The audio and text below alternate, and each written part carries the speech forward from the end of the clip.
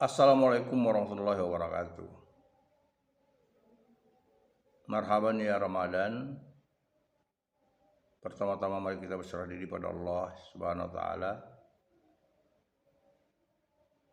Semoga kita selalu diberi lindungan dan petunjuk ke jalan yang benar, serta kita berharap hidup dunia ini selamat dan bahagia di akhirat. Salawat dan salam kita aturkan kepada Nabi besar Muhammad sallallahu alaihi wasallam. Allahumma sholli ala Muhammad wa ala ali Muhammad. Assalamualaikum ya Rasulullah. Saudara-saudara sekalian, memasuki bulan Ramadan pada tahun ini, saya berharap agar kita selalu membangun toleransi beragama, agar yang tidak menjalankan ibadah puasa menghargai orang-orang yang menjalankan ibadah puasa, agar mereka dapat beribadah dengan benar dan tidak dapat merusak amal ibadah puasanya. Karena puasa itu salah satu di antaranya adalah berpuasa dengan menahan hawa nafsu. Kita perlu mengurangi segala sesuatu yang memancing hawa nafsu. Baiklah, pada pertemuan kita kali ini, saya akan melanjutkan pembicaraan tentang objek penelitian kita bidang sastra. Sebelum saya lanjutkan, kita flashback terlebih dahulu pada materi kita yang lalu, bahwa sastra itu yang pertama sekali kita lihat dari segi bentuknya. Ada yang orality, ada yang literasi, ada yang lisan, ada yang tulisan. Itu dulu. Nah, biasanya yang orality itu adalah sastra rakyat, sastra yang ada di rakyat. Dan orality ini juga dibagi atas dua. Sastra sebagai bahagian yang sastra yang berdiri sendiri, seperti halnya legenda, orang berpantun dan sebagainya. Kemudian ada sastra sebagai pelengkap atau penyempurnaan tradisi.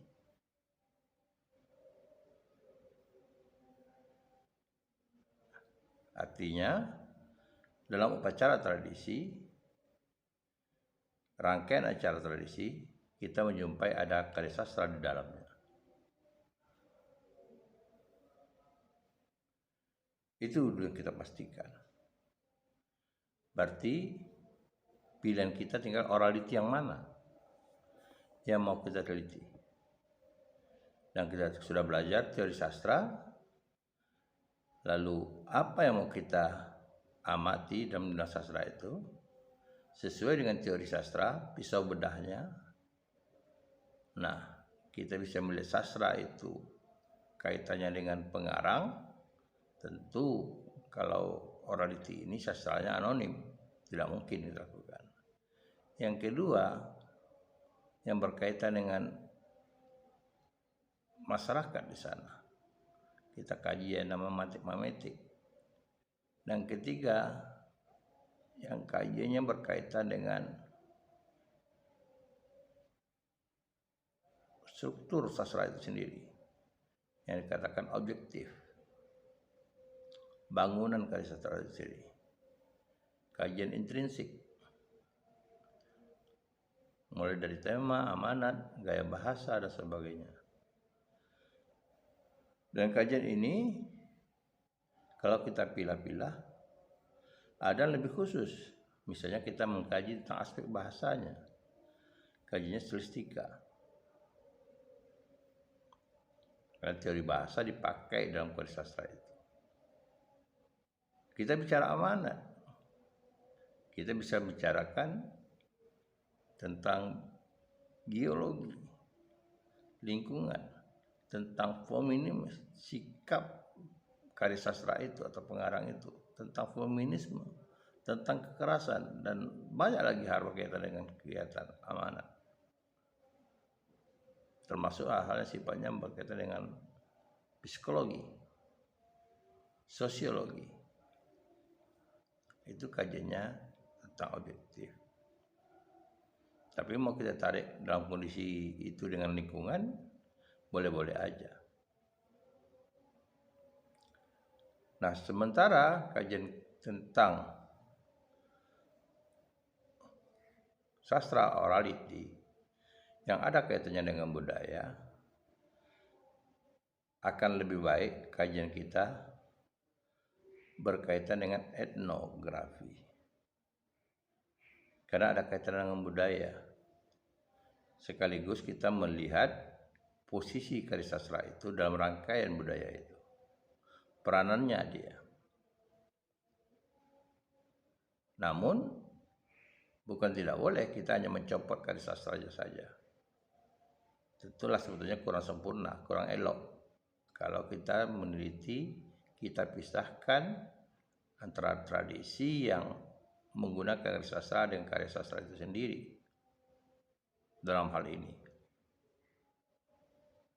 Jadi oleh karena itu kajiannya kajian budaya.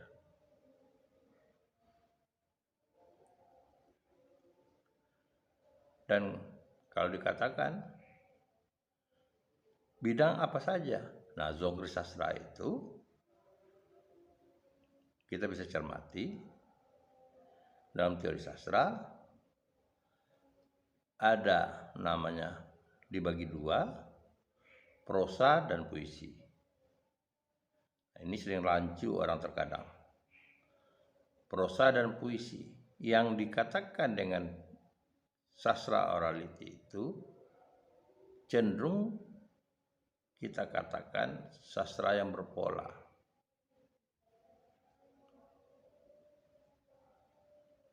Genre-nya kayak pantun, syair, gorindam dan sebagainya.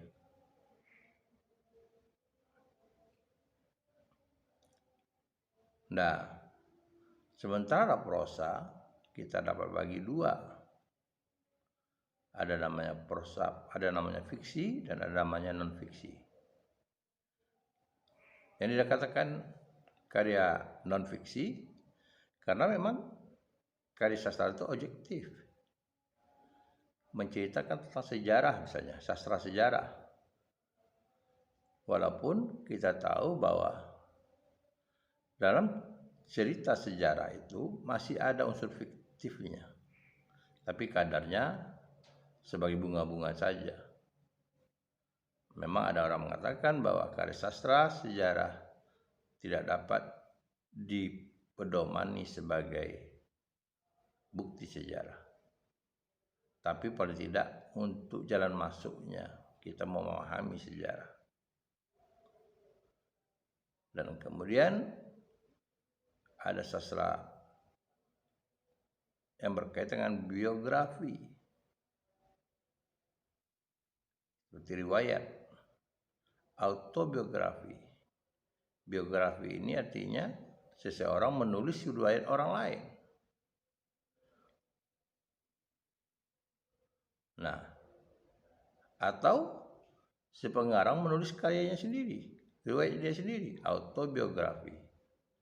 Ini juga sering terjadi kerancuan di kalangan para mahasiswa. Itu karya non-fiksi.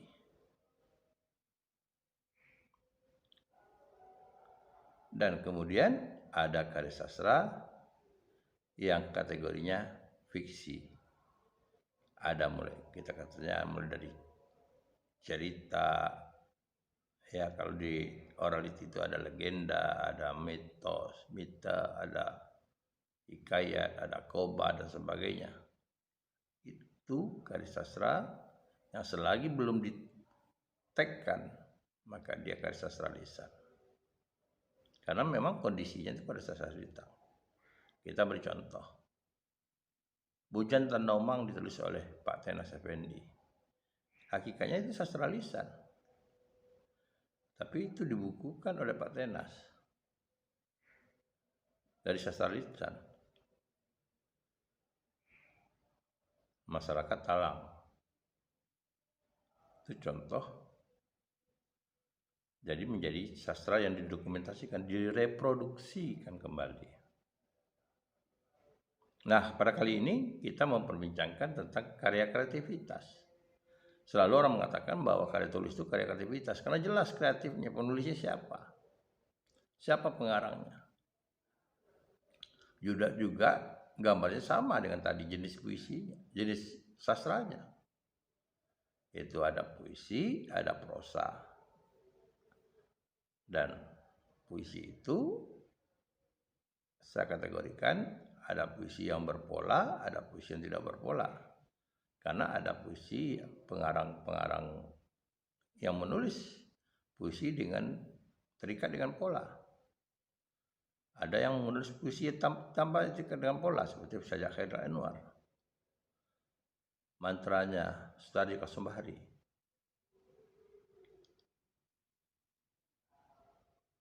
Dan banyak lagi ragam-ragam lain.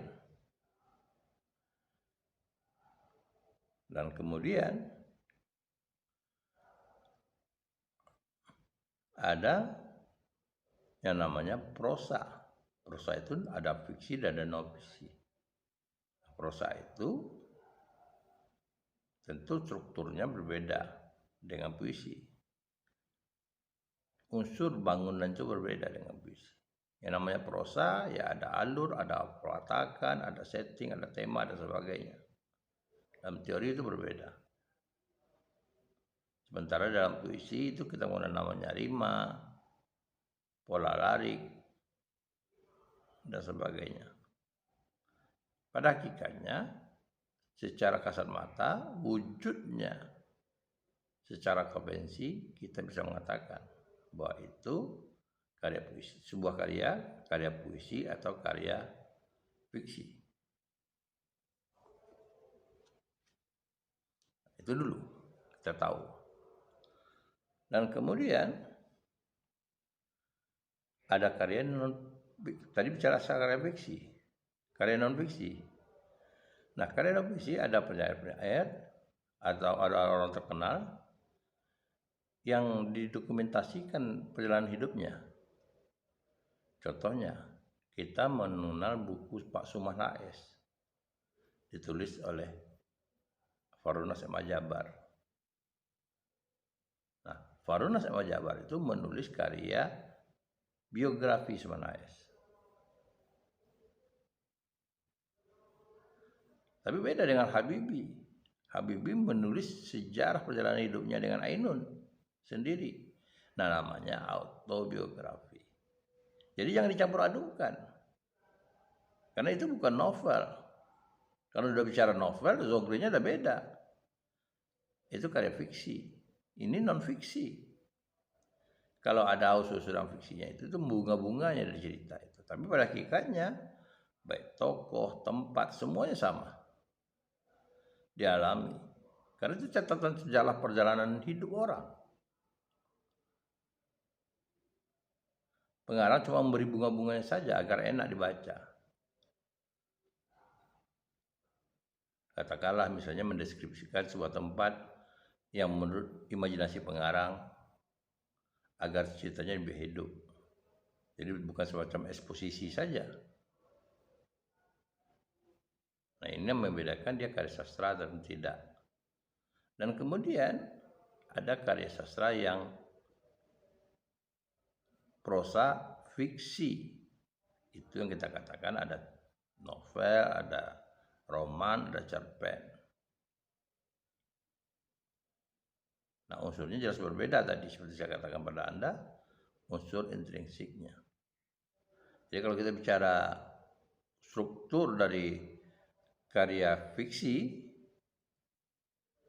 pendekatan struktural, kajian objektif, yang kita kaji itu ya mulai dari tema, amanat, alur, rangka peristiwa, dan sebagainya. Teorinya jelas berbeda. Lalu apa yang kita ambil? Dalam karya sastra ada dua kemungkinan yang kita cermati itu sesuai dengan apa yang disajikan oleh karya sastra, yaitu masalah estetika. Estetika ini berkaitan dengan aspek penyajiannya, aspek bahasanya. Yang kedua masalah etika, masalah pesan moralnya. Tinggal kita lagi mau kaji yang mana.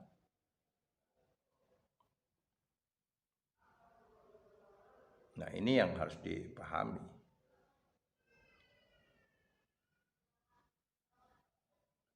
Dan ada persoalan lain lagi sebetulnya. Ketika kita mengkaji objeknya karya sastra, pastikan betul bahwa itu karya sastra. Karena dalam perkembangan sekarang, orang tidak mempedulikan lagi bahwa itu karya sastra atau tidak karya sastra, sehingga karya sampah pun dikaji orang. Sementara objek kita karya sastra. Apa sebab?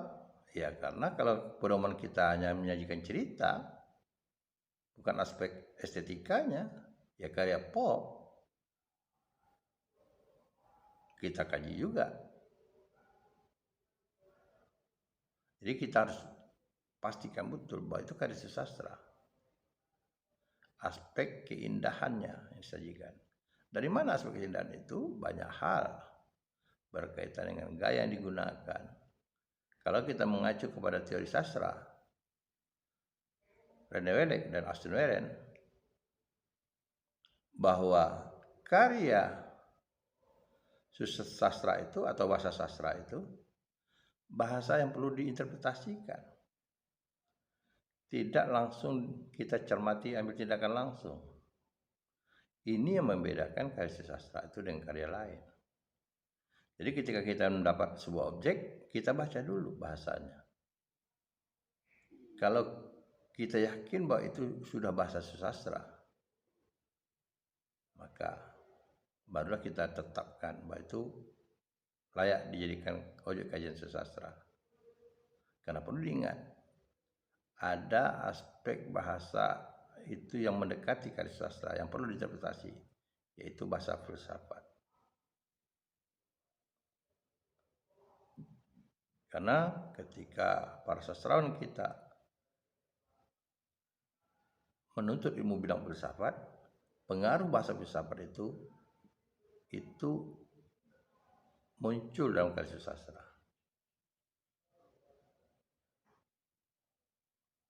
Nah, itu yang harus dicermati.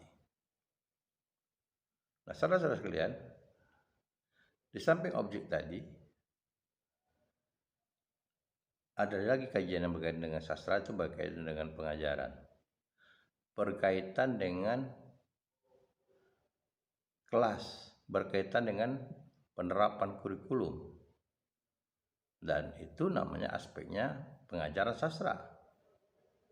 Ingat, bukan kajian sastra, pengajaran sastra, tentang kemampuan siswa memahami karya sastra sesuai dengan KD yang ada dalam kurikulum. Nah, Anda berhadapan dengan kurikulum dan pelaksanaan kurikulum itu. Kalau bicara kemampuan yang harus kita teliti itu memang siswa, tapi flashbacknya berkaitan juga dengan keberhasilan guru mengajar. Ada standarisasinya, ketuntasan. Ketuntasan itu dari mana dilihat? Dari indikator KKM-nya yang ditetapkan oleh sekolah. Target yang ingin dicapai, yang harus dicapai oleh siswa. Itu kalau kita meneliti tentang penelitian kelas. Namun kalau kita ingin menciptakan role model pembelajaran sastra dengan kita melakukan eksperimen atau kita memperbaiki metode pengajaran yang sudah ada, kita bisa melakukan yang namanya penelitian PTK. Objeknya sama. Jadi sebetulnya aspek pengajaran ini sama. Mau bahasa, mau sastra itu sama. Tinggal objek kajiannya, KD-nya yang ditekankan, yang membedakannya. Tapi pada logikanya sama. Kalau pengajaran ya bisa kita pisahkan dari karya sastra bisa kita masukkan dari aspek pengajaran sastra. Demikianlah program kita, dan ini akhir dari perkuliahan semester ini bagi saya tentang penelitian bahasa dan sastra Indonesia. Anda cermati lagi dan Anda bisa mencoba merekayasa aspek-aspek yang diteliti dengan alasan-alasan yang tepat tentunya. Mudah-mudahan ini bisa diberlanjutkan kepada proposal yang akan Anda kaji bagi yang berminat di bidang sastra untuk menutup studi Anda di program studi bahasa dan sastra Indonesia. Terima kasih. Assalamualaikum warahmatullahi wabarakatuh.